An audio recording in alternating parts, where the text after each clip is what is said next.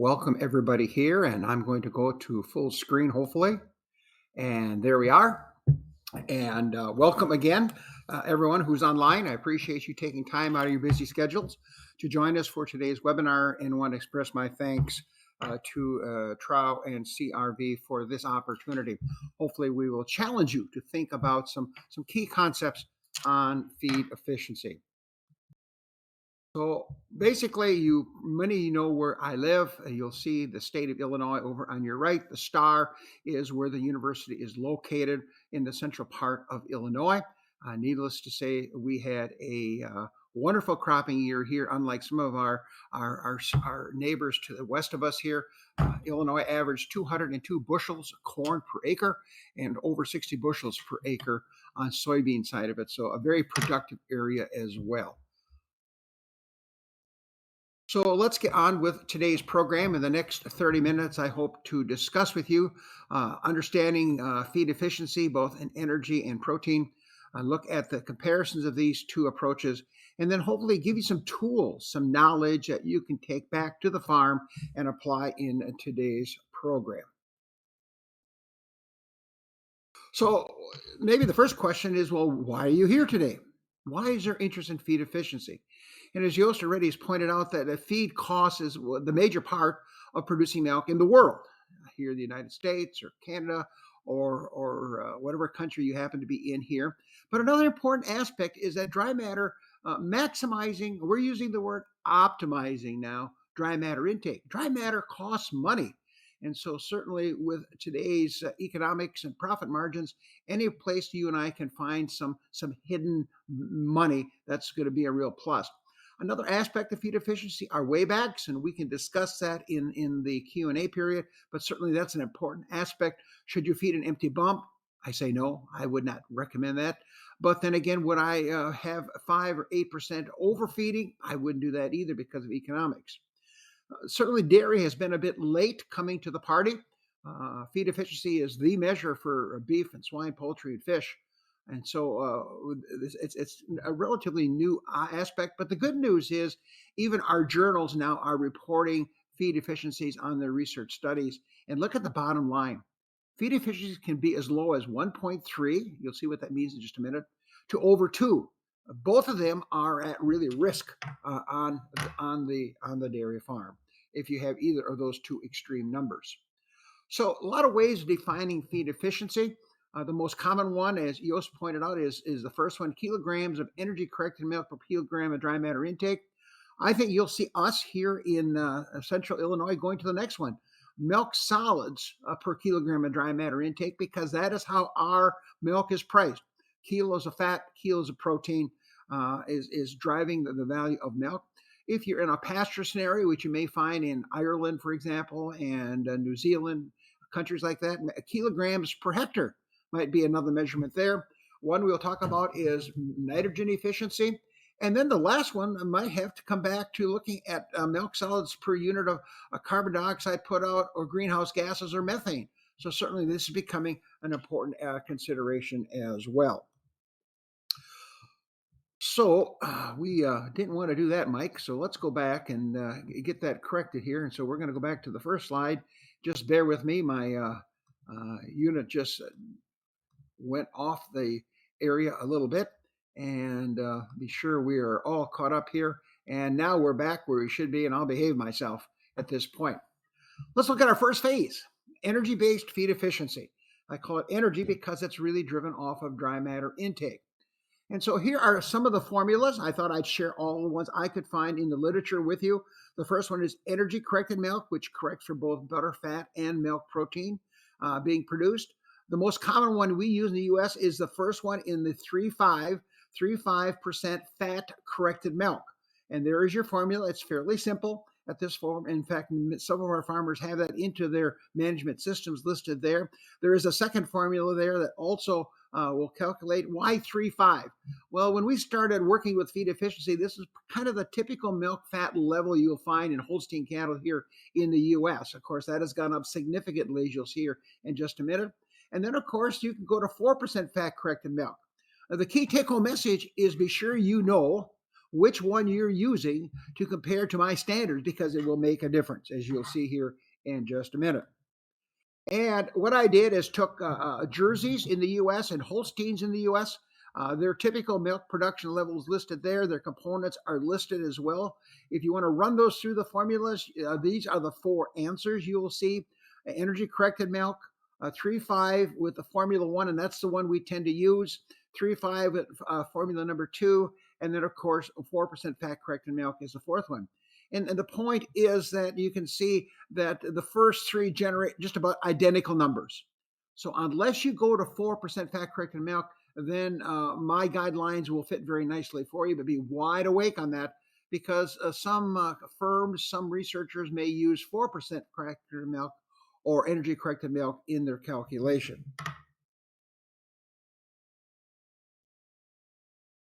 Here are some of your guidelines you can look at. If you look over, there's the definition, very straightforward. It's the kilograms of 3.5% fat corrected milk divided by the kilograms of dry matter consumed. You'll see a slightly different approach here coming with my next speaker, but now on the right side you can see an example. If my herd is averaging 30 kilograms of milk, 3.5 fat corrected milk, and so they are consuming on average, not way back, don't count way backs, it only counts the feed going into the cow, that would be your 1.5. And that's kind of one of the target numbers you'll see on the left side of it. For those of you online that have larger herds, that have groups of cows, you can see how this number will really change on groups.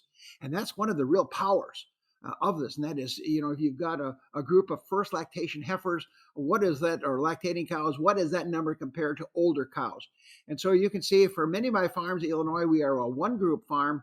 So we're down to the fourth number down there in the bottom, which would be a value over 1.5 kilograms of milk per kilogram of dry matter, and certainly nice guidelines. Maybe most of you would like this table. This comes from The Ohio State University. Dr. Norman St. Pierre, somebody who recognized the number, produced this table several years ago. And now you can see the very straightforward trend. If you look in kilograms of milk, you can see that if a herd is averaging 25 kilos, feed efficiency 1.25, and I won't read all the rest of these numbers to you. The good news is that these PowerPoint will be available to you after the presentation, that you can study in more detail, but certainly you can really hone in, really target the kind of numbers you should be seeing in your herds that you are working with as well. Well, as Yost already pointed out, that there's money on the table. This slide looks at the economics of feed efficiency, and it's a fun example. I took a herd, a cow group, whatever you want to call it, averaging roughly 32 kilograms of milk with a cost of 26 cents per kilogram of dry matter. That number is a little bit low right now. Feed costs are relatively high in the U.S., our dairy farmers have discovered. But look at the take-home message.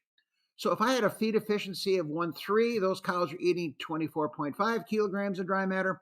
If I had a 1.5, which is where we want to be, they'll be eating only 21.2. Look at the difference. You can see if I can move my herd from 1.4 to 1.5, that feed savings is nearly 40 cents US per cow per day.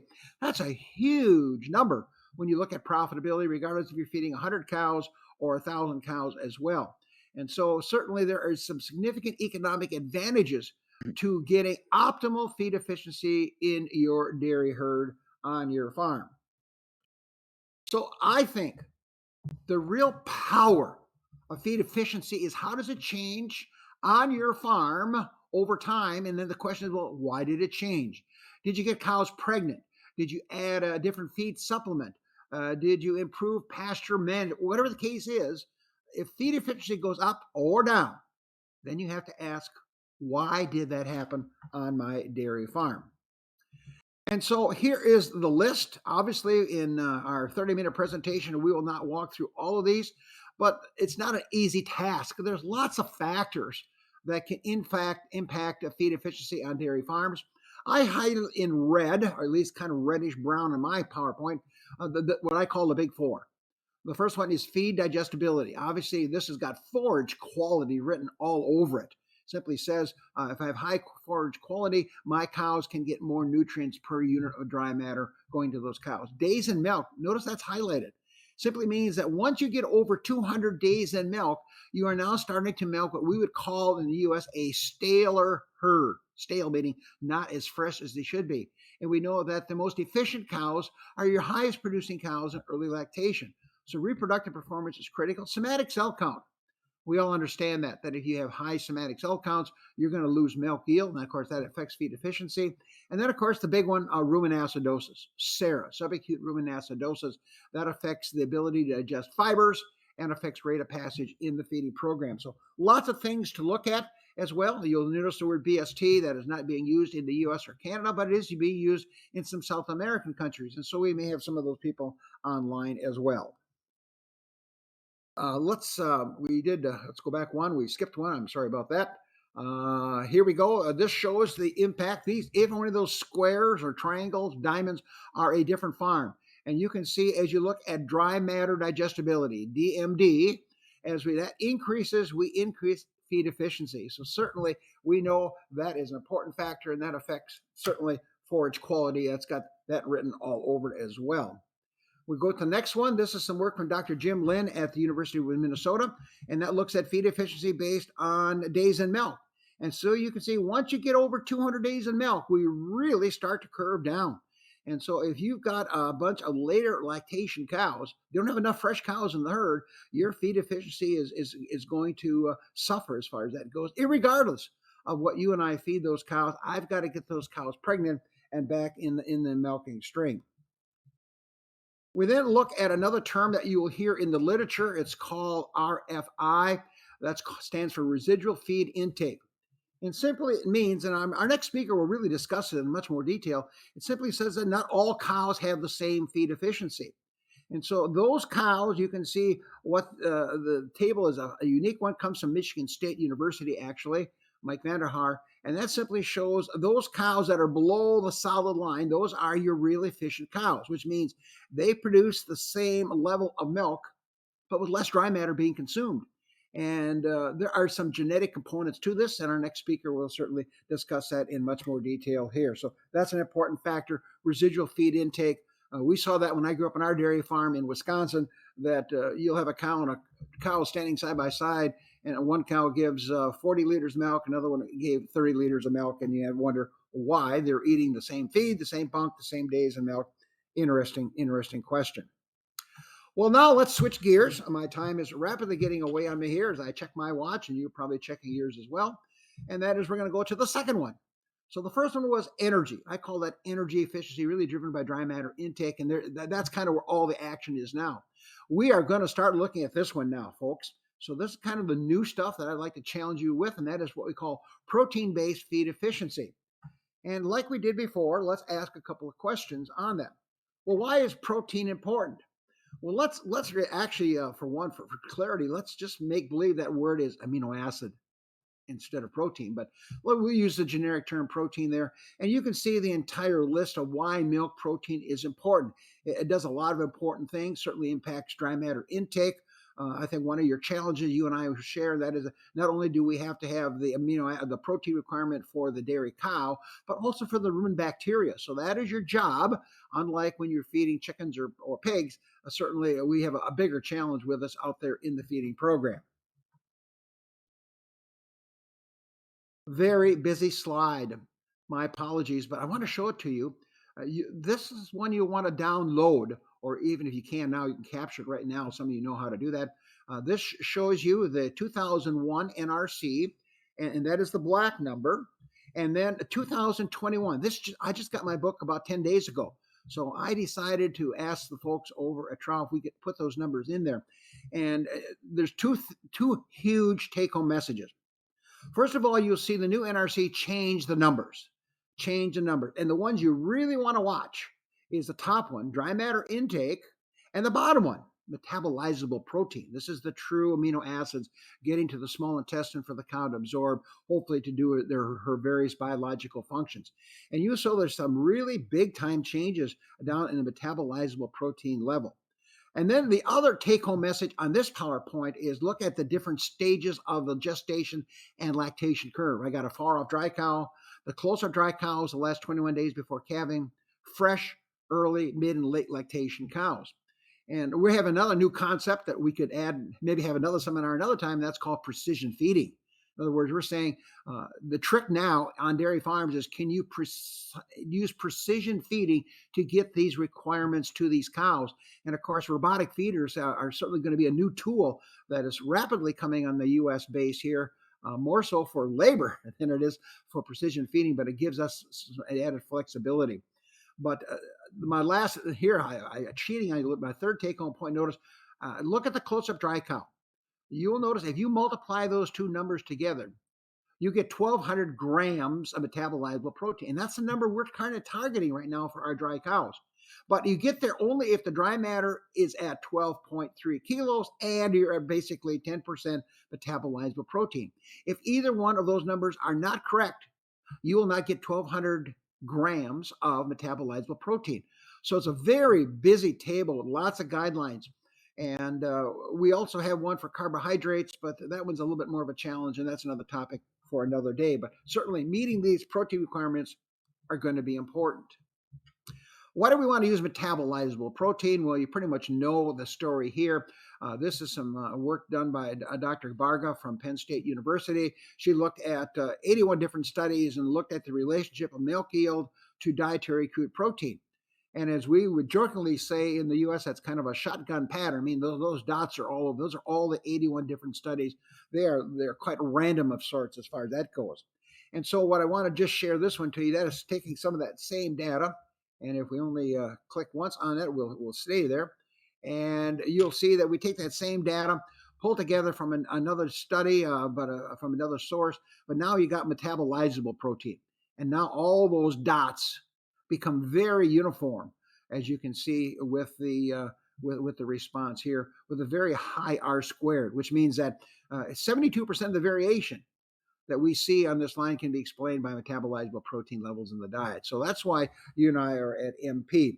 So hopefully I've sold you on why the old NRC 2001 and current NRC 2021 are staying with metabolizable protein instead of crude protein. And of course, to do that, you'll have to have a rumen model. Now, what about the rumen microbes? What do those guys and gals really want in the rumen? And basically, they'll be looking at three sources of nitrogen. They want ammonia. And of course, that can come from grass silage. That can come from other feedstuffs. It can come from urea, for example. And of course, that can improve fiber digestibility. Some microbes need amino acids, and that's why some of your protein needs to be degraded in the rumen so that those microbes have that nitrogen source there. And then the third one is peptides, and that was a very hot topic 10 years ago. Guys and gals, it's going to come back. There are now new research looking at some of the branch chain peptides to see what they might do out there in the rumen as well. So be aware that we need to have this varied source. These are for the rumen microbes. Remember, your cows, however, they need amino acids. And of course, there are going to be three sources of amino acids for your lactating cow. We already talked about the rumen microbes. You'll see that what that looks like just a minute here. The rumen undegraded protein, another source of amino acids for your cows. And of course, they vary. For example, if you're looking at a source of lysine and heat-treated soy products really come to the forefront. Methionine would coming from some of my corn byproducts, corn distillers, and those kinds of products, corn gluten meal products like that. And of course, the third one will be the rumen protected amino acids. And of course, this is going to be a more expensive source out there in the feeding program. So look at this one. This comes from Dr. Chuck Schwab. It's one of our feeding guide booklets. And this shows you how it varies. Now remember, these are the amino acid profiles. Look at the top three. That's what we need for, and this is as percent of essential amino acids. You see lysine, methionine. The new NRC is going to expand that to 5 amino acids. Histidine will be another one added to that when you study that as well. But notice what milk requirements are for those essential amino acids, lysine, methionine. Then look at the rumen microbes.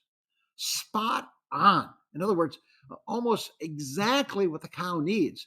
So that's the good news. Anything you can do to optimize rumen production of protein, microbial protein, is going to be a real win on amino acids.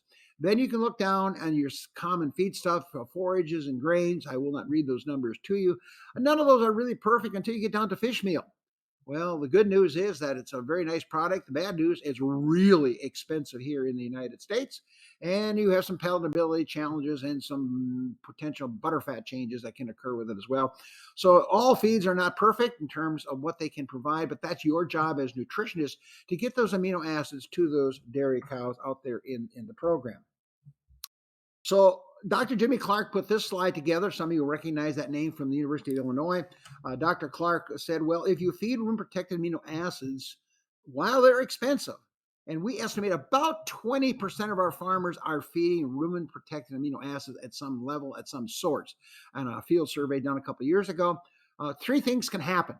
When I feed that rumen protected amino acid, I can see an increase in milk protein. And of course, that's a real plus because right now milk protein is more valuable in the US than milk fat. That is changing every month a little bit.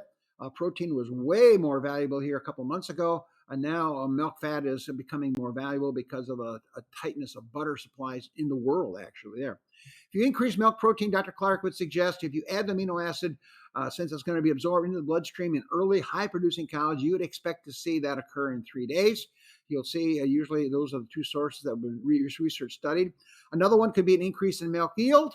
And of course, the last one could be an increase in milk fat tests, especially with rumen protecting methionine, which has other factors besides just being amino acid. It does some things in the liver, it does some other factors out there in the feeding program.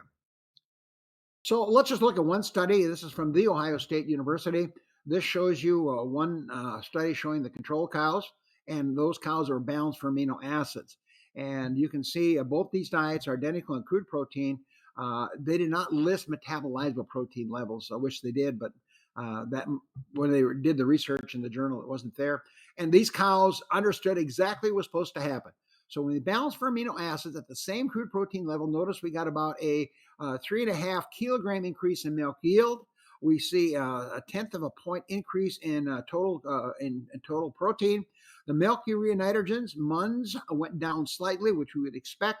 And finally, income over feed costs, using those costs at that time in the research study, even though those amino acids are more expensive and they use more targeted feeds, you can see that these cows made well in excess of $1 more income over feed costs. So this is one of the real powerful studies that shows the impact we can have with protein efficiency when we get it right out there in the feeding program. Let's just say a quick word on MUNs. Some of you may have heard about milk urea nitrogen. We think it's a tremendous tool, just like feed efficiency is a tremendous tool because it kind of gives me, I can listen to my cows talk to me. So milk urea nitrogen reflects the cow's ability, or I should say the cow's rumen microbes, to capture nitrogen as microbial protein. If the rumen microbes do not capture that ammonia, that breakdown, that soluble rumen degraded protein from other sources, ends up going to ammonia, and that goes across the rumen wall, goes to the liver. The liver says, that's bad news. That's going to goof up my blood pH. I'm going to convert that to blood urea nitrogen. And of course, then the cow has to deal with that either by recycling, kicking it out in the urine, or ends up in the milk as a milk urea nitrogen. Our numbers, we say that once you get over 12, and that is expressed of milligrams per deciliter, then we're losing some efficiency. In fact, some of our best herds are right around 10 milligrams per deciliter.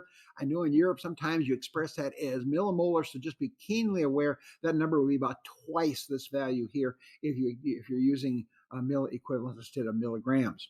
And of course, all that is going to run basically on the level of protein, the type of proteins you're feeding.